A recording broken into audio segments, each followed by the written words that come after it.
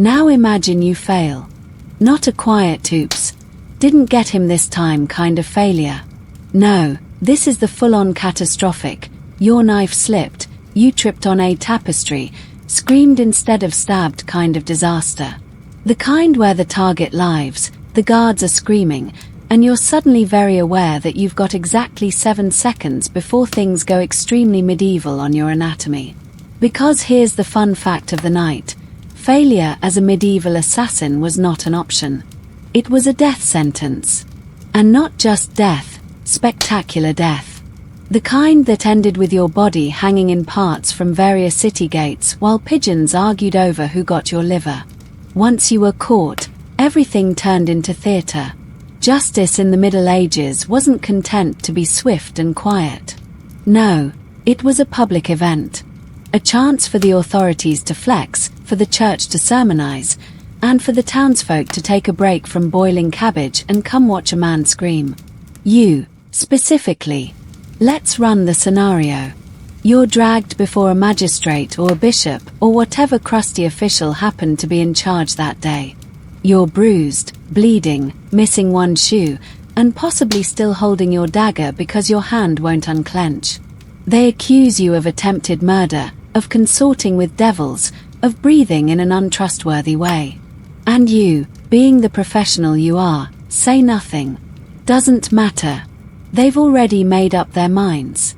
Your confession will be extracted. Not politely. Not gently. Through methods that historians like to call enhanced interrogation, and everyone else calls being tortured until you beg for death. Maybe they stretch you on a rack. Maybe they crush your hands. Maybe they just starve you in a hole while whispering prayers for your doomed soul. And when you finally talk, because everyone talks, they don't just stop.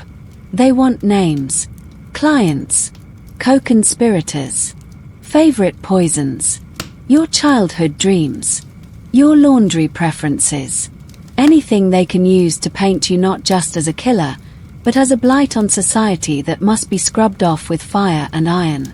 Fringe tidbit.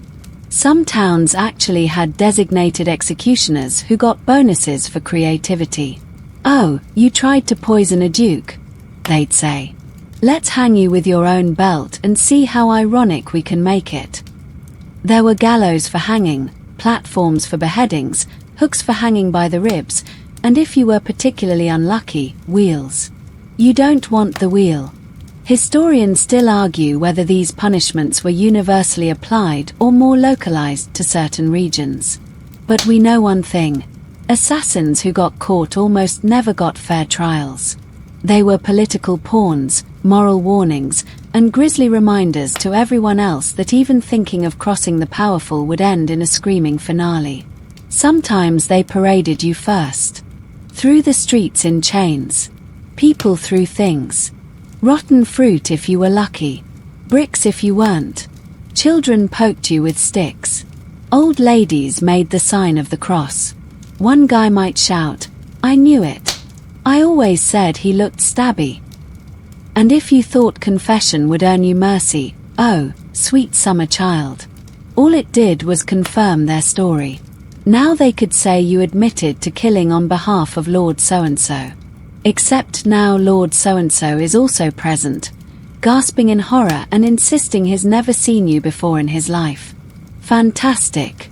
In rare cases, they offered deals. Name your employer and we'll give you a quick death. But here's the thing, they lied. Because if they let you die quietly, people wouldn't get the message. And the message had to be loud. It had to echo. So they made a show of it. Picture this. You're tied to a stake in the square. Smoke curls around your feet. A priest is droning on about sin and shadows. And you, choking on soot, are wondering if this all started because you tripped during your first stealth job and stabbed the wrong guy. Yeah, that tracks. Or maybe they opted for something more symbolic. If you tried to poison someone, they might force-feed you the very poison until you died in agony. Tried to garrote a noble. Enjoy the slow squeeze of a noose that takes 10 minutes to finish its work. Failed to stab a bishop. Expect a divine-themed send-off, complete with chants, incense, and a reminder that God sees everything, especially poorly planned murders. Even worse, your death didn't end it. Your name lived on as a cautionary tale. Parents scared their children into behaving by mentioning you. If you don't finish your porridge, the assassin of Count Willem will come for you. And your corpse, not buried in hallowed ground, tossed in a pit, displayed on a spike, or worse, buried under a crossroads so your soul couldn't find its way to the afterlife. So yeah, failing wasn't an option. It was a performance. One you starred in, unwillingly, while the rest of the town clapped and cheered and tried not to gag. And the worst part, you knew it was coming. The second you slipped up, the second the job went sideways, you saw your whole future play out in your mind. Short, violent, public, and extremely flammable. Next time you hear someone say failure is a part of learning, try being a medieval assassin and see how that works out. Let's take a moment to address one of the stranger curses that came with being a medieval assassin: superstition. Because nothing says professional killer quite like entire villages believing you talk to ravens, eat moonlight, and curse cows with a wink. Yes, in the medieval world, people didn't just fear you for your blade. They feared you for your vibe. See, back then, the line between reality and the supernatural was blurred. Wildly, hilariously blurred. The average person genuinely believed that assassins weren't just good at hiding in shadows, they were part shadow. Maybe you made a deal with the devil. Maybe your mother was a witch. Maybe you could float, or vanish into mist, or turn into a black cat under the right moon. All of which sounds cool, until you realize what that got you was a fast track to being tied to a stake next to someone's herbalist aunt. If anything bad happened, plague, famine, someone's goat just not feeling it, it could all be blamed on the weird quiet guy in the hood who arrived last week and hasn't made eye contact with anyone. That's you. Congratulations. You're the town's new scapegoat and possibly a minor demon. And it wasn't just villagers. Even nobles, kings, and clergy believed in omens, curses, and divine punishment. If a lord was assassinated and hadn't gone to confession recently, they might blame it on his sinful aura attracting a killer like a moth to a guilt-ridden flame. Some even believed that assassins could be summoned, like some sort of murder genie. Just light the right candle, say the right chant, and boom, guy in a cloak shows up and ruins your evening. One fringe belief. Certain texts claim that an assassin's blood could cure disease or bring fertility. Seriously. There are stories, unverified, of course, where executed assassins had their bodies chopped up and distributed like macabre party favors. Here, rub this on your rash. He was very sneaky. Historians still argue whether these beliefs were rooted in actual assassin behavior, like carrying strange herbs or using coded speech, or just a collective case of medieval over-imagination. The answer probably lies somewhere between bad hygiene and fear of the dark. But either way, it made your life a lot harder. Because when people think you're cursed, they don't leave you alone, they hunt you. They report you. They whisper about you. They refuse to sell you bread, and then blame you for the milk going sour. You're not just a killer anymore. You're a walking bad omen. You darken doorways just by entering them. And you better believe there's always a bored priest with a big book and a burning desire to perform an exorcism on your existence. It didn't help that you had to act suspicious. That was kind of your job. You skulked. You eavesdropped. You wore cloaks. You didn't smile a lot. All of that screamed sorcery to the average medieval citizen who had never read a book but knew, deep in their soul, that you were definitely up to something unnatural. And if anything went wrong in your presence, someone spilled a drink, a candle blew out, a baby cried, it was because you were there. You became the human equivalent of a black cat walking under a ladder during a thunderstorm while whistling the plague anthem. You might have tried to blend in. Maybe posed as a friar, or a traveler, or someone's mute cousin. But let's be honest, you weren't exactly giving off approachable vibes. And once someone decided you had the look, you were doomed. There wasn't much due process in the Middle Ages when it came to the supernatural. Suspicion was guilt, and guilt meant something involving fire or rope in your immediate future. Even your tools added to the suspicion. Poison vials, witchcraft, strange powders, sorcery, a dagger with carvings, demonic, a hood that covered your face, clearly hiding the mark of the beast. You could have been carrying a sandwich and someone would have found a way to declare it cursed.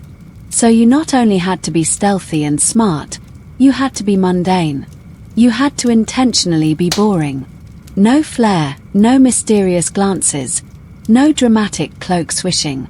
You became aggressively normal, like a soggy piece of bread with a dagger tucked inside. And even that didn't always save you. Because superstition spreads faster than truth. One nervous whisper turned into a town-wide manhunt. One weird coincidence and suddenly, you were accused of hexing the mayor's pig. And once the mob showed up with pitchforks and a real thirst for moral superiority, well, your career was pretty much over. The worst part. Sometimes superstition worked in your favor. People were so scared they avoided you, or gave you space, or let you pass unchecked just to avoid your curse. But that was a razor-thin line. One day you were spooky, the next day you were evil. And in the Middle Ages, evil didn't come with a warning. It came with ropes and torches. So yes, you were feared, revered, even. But not in the cool, mysterious way you'd hope. More in the we should burn him before the livestock starts dying again sort of way. Being mistaken for a sorcerer might sound like a fun subplot, until you realize the only spell you know is run. Now let's talk about disguises, or as they were known in the assassin community, slightly dirtier clothes and a different hat. Because if you think a medieval assassin walked around with a leather mask, hidden blades, and a cloak that fluttered dramatically every time they turned a corner, think again. Your disguise wasn't a fashion statement. It was a sad compromise between what you could steal and what didn't smell too awful. The ideal look. Forget sleek and sinister. You were aiming for forgettable. The kind of person who could walk past a town crier, a nervous priest, and a nosy fishwife without being remembered 10 minutes later.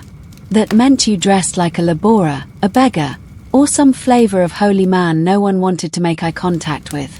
You might wrap yourself in sackcloth and drag a makeshift crutch, groaning about your hip spirits just to get close to a crowded banquet. Or you could smear some soot on your face, throw on a muddy tunic, and pretend to be the chimney boy no one ever paid. And if someone stopped you, you coughed violently. Nothing like a good plague bluff to clear a path. There's a fringe tidbit for you. Some assassins supposedly disguised themselves as lepers. Yep. Full ragged robes, fake sores, and a pungent bouquet of garlic and guilt. Because in the Middle Ages, people would rather hand over their wallet than get within breathing distance of someone with visible lesions. Historians still debate how often this actually happened, or if it was just a dramatic exaggeration passed around to spice up the tale of Lord Terence's mysterious demise. But disguises weren't just about clothes. It was about behavior. You had to walk like someone unimportant. No swagger, no sneaky crouching, no dramatic cape flips. If you skulked, people noticed. If you looked too normal, people noticed. You had to hit that sweet spot where you were just odd enough to be ignored but not so odd you got stabbed on sight. Sounds tricky. That's because it was. Your face became your enemy. Especially if you'd pulled a job in a nearby town. Now you were trying to pass through a crowded marketplace, avoiding eye contact with every pot seller, blacksmith, and apprentice who might say, "Hey, weren't you the guy asking weird questions about the Duke's windows last week?" So you changed your look constantly. Grew a beard. Shaved it. Scarred your cheek on purpose. dyed your hair with crushed berries that made you smell like an overripe fruit stand. You burned your old clothes, picked up a priest's robe from a drunken friar, and borrowed accents from travelers you met in stables. The goal wasn't to be someone specific. It was to be no one at all. And let's not forget the props. A broom handle and a bucket. You were a cleaner. A rope and a tunic. A bell ringer. A book and a vacant expression. A scholar. Never mind that you couldn't read. Half the monks couldn't either. You just nodded solemnly and pretended to contemplate the divine mysteries of a very blank page. But even with all that effort, disguises could fail spectacularly. Maybe a dog smelled your poison kit. Maybe your blind beggar routine ended when you dodged a thrown apple too quickly. Or maybe your fake pilgrim badge was upside down, and suddenly the kindly nun you just bumped into is shrieking that you're cursed. Disguises were only as good as the crowd around you. Some towns were too small. One glance and the baker's wife was whispering, "That's not Brother Tom. Brother Tom has eyebrows." And then it was a race to the alley before pitchforks entered the chat. There were moments of comedy, too. Like when your disguise was so good that the castle guards handed you a spear and put you on watch. Or when you accidentally joined a real monk procession and ended up chanting the psalms in a language you didn't speak. Improvisation was key. You rolled with it, made it part of the plan, and hoped nobody noticed that your Latin was just lyrics to a bawdy tavern song. And don't forget, some disguises came with risks. Dress like a noble and you might get robbed. Dress like a peasant and you might get conscripted. Dress like a cook and you'd better know your way around a goat stew or risk being stabbed with your own ladle. Nothing shattered a good cover like someone asking, "What's the recipe?" and you replying, meat." Historians still argue about the effectiveness of disguises in actual medieval espionage. There's evidence that some killers used costumes to gain access to restricted areas, masquerading as merchants, minstrels, or foreign dignitaries. But more often than not, the so-called disguises were just grubby cloaks and a different name mumbled through your teeth.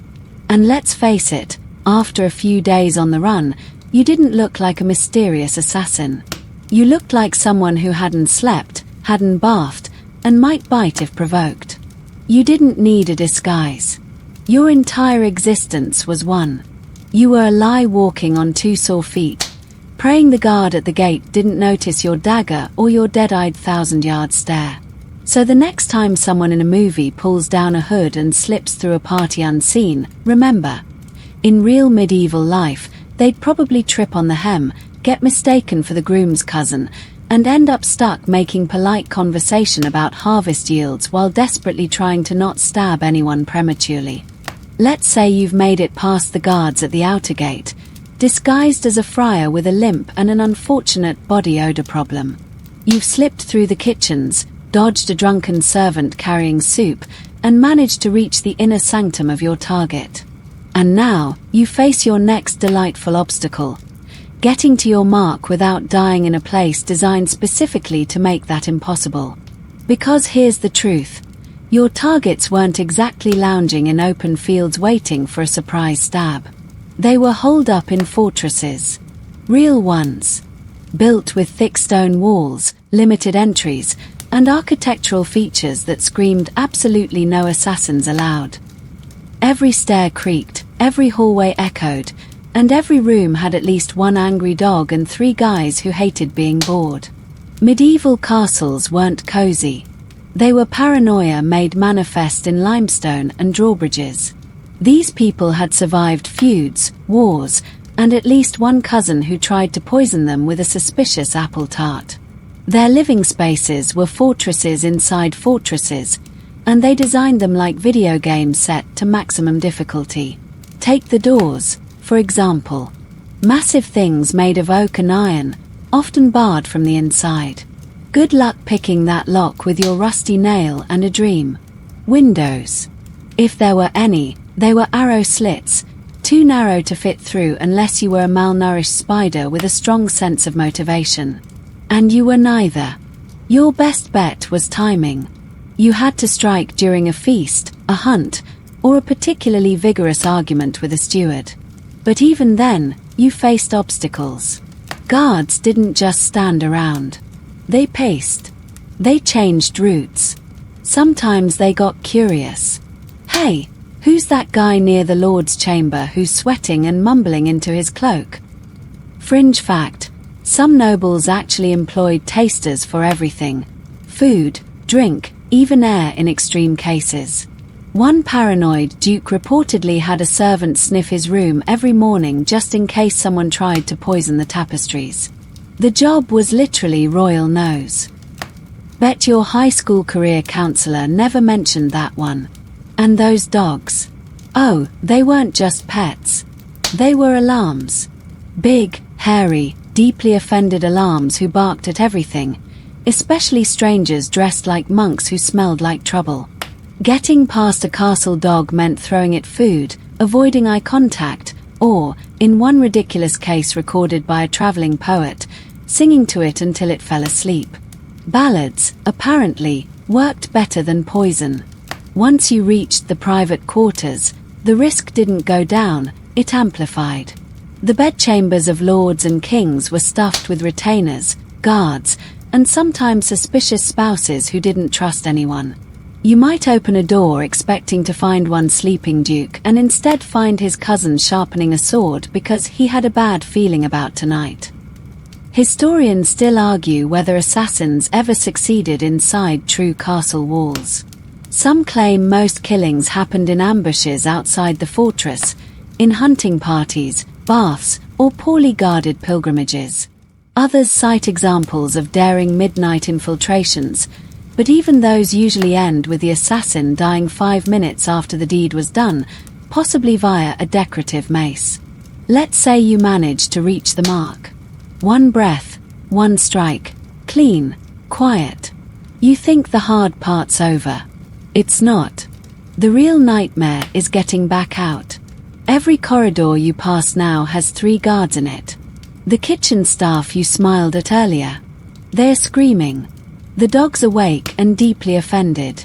You've got blood on your sleeve and a dagger in your hand, and suddenly every echo feels like a death sentence. You might try the servants' tunnels, those winding, narrow passageways built for candle boys and unfortunate errands. But those are even worse. They twist, they dead end, and they love to collapse at the exact moment you realize your legs can't carry you any further. Congratulations. You've been crushed by architecture. Or maybe you scramble out a window and land in the moat. It's not dramatic. It's freezing, it smells like a mix of frogs and regret, and if you're not dead from the fall, you will be from exposure. No one tells you this, but medieval moats weren't pristine pools of water, they were bogs with ambitions. And if you climbed out looking like a swamp ghost, the guards just laughed before they stabbed you. And even if you escaped the building, you were still within the walls. Castles had inner and outer baileys, guard towers with archers, and murder holes. Those delightful stone tubes in the ceiling designed for pouring boiling oil, hot sand, or whatever happened to be in the castle kitchen that day. You hadn't just walked into a noble's home. You'd entered a trap designed by generations of people who were very good at not dying. Sometimes, if your mark was especially paranoid, they'd hire lookalikes. Body doubles who sat in their chair, wore their clothes, and confused the heck out of anyone trying to kill them. Imagine stabbing the guy in the bed, only to have the real target walk in from the bath, towel on head, looking annoyed. Now you're out of knives and very, very confused. And here's the kicker. Even if you succeeded and escaped, your face might have been seen. And in a world without Netflix, people remembered faces.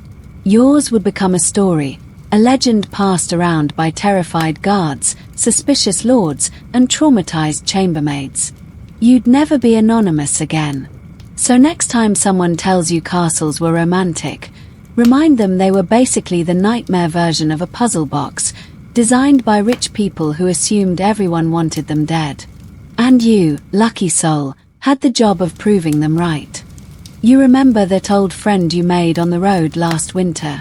The one who shared his fire, gave you a slice of turnip, and didn't ask why you were traveling under a false name with a blade tucked in your boot? Yeah, he's gone now. Because if there's one rule every medieval assassin learns fast, it's this: trust no one. Especially not the people who seem trustworthy. Companionship was a luxury you couldn't afford.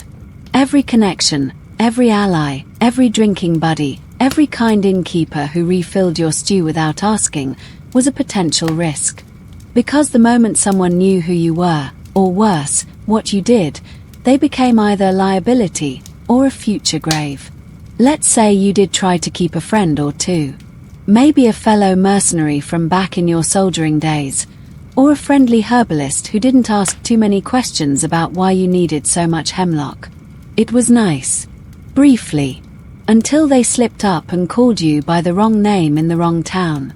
Or worse, decided they could get a fat reward for turning you in. See, people in the Middle Ages were rarely subtle about betrayal. They didn't just quietly pass your name to a guard. No, they made a scene.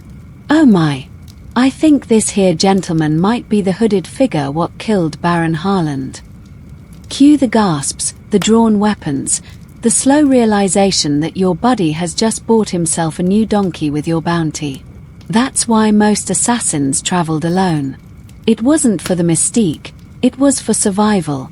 The fewer people who knew you, the fewer could betray you. And betrayal wasn't always intentional.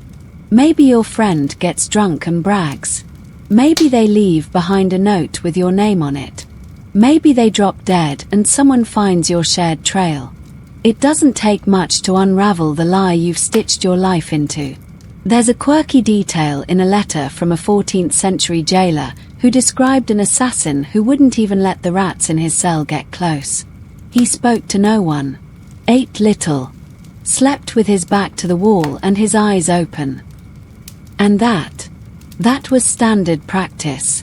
You trusted only what you could carry, and even that might betray you in the rain. Historians still argue whether medieval assassins ever worked in pairs or teams. There's evidence of small cells of killers in certain organized factions, especially in the Middle East or parts of Italy, but in most of Europe, assassins were solo acts. Lone wolves. For good reason.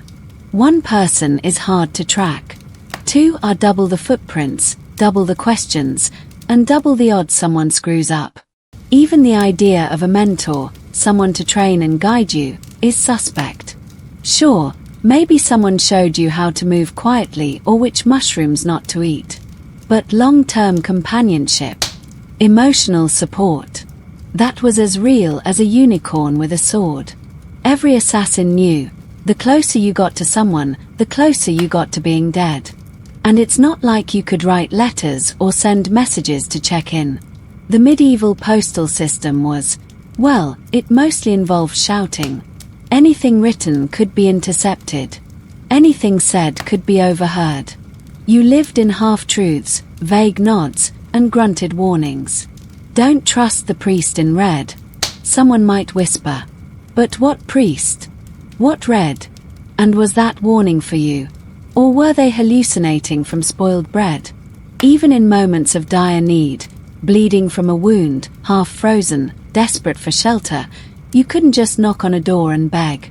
The risk was too high. So you crawled into ditches, slept in abandoned mills, wrapped yourself in old grain sacks and shivered quietly until morning, always with one eye open, one hand on your blade, and the unshakable knowledge that the only person keeping you alive was you. Sometimes you envied the bandits.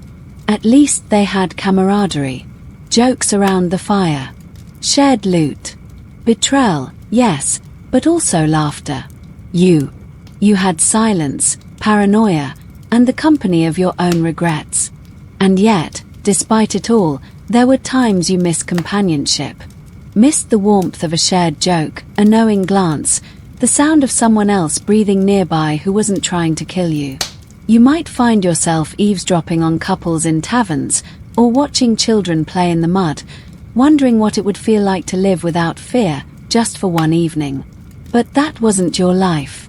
Your life was shadows, suspicion, and solitude. So the next time someone asks why you don't have a sidekick, or why you never settle down in a cozy cottage with a nice partner and a goat named Percy, just smile. It's not that you wouldn't want those things. It's that everyone you care about either dies, or eventually realizes you're the reason someone else did.